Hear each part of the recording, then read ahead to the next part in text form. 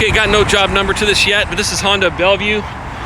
Chris from Quarter Group, who works in this building, they manage this property, and he said he'd like to get a price for seal coating the service area. All right, so here's the entrance on the west side of Honda Bellevue.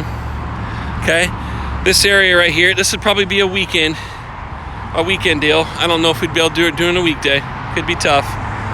All right, but we'll draw an imaginary line from the,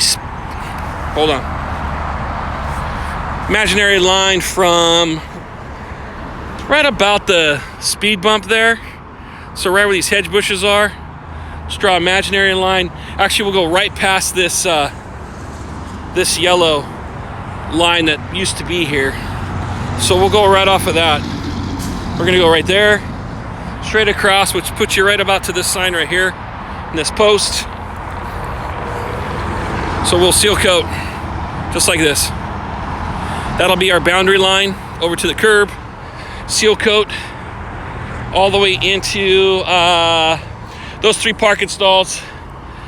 Those three parking stalls there, and then where that curb is right there, that's where we would stop. So just to that white line where the tire is on that red car, go straight across. We'll get all these stalls in here. We'll get this drive aisle right through here. Okay, we'll seal coat this whole area, and then from the corner of the building here, we'll do an imaginary line that goes from that corner straight across and over to this curb. Okay, so we'll go right off that concrete, bring that over to here, and then we'll seal coat this whole drive aisle area. I believe we're gonna do those stalls right there too, and then we'll stop right at the curb. So right at the center, the front of that curb island, we'll go straight across. Okay, so that's the seal coat, crack fill. Looks like we have probably, that's about 100 feet, let's just say 150 feet of crack fill in here to do.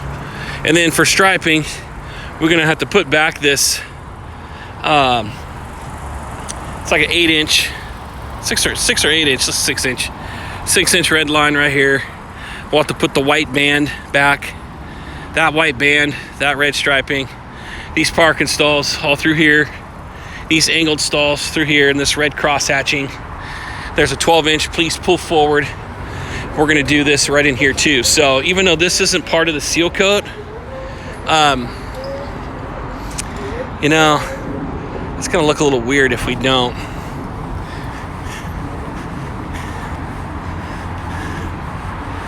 Might look a little strange if we only go to there. Well, that's what he said though.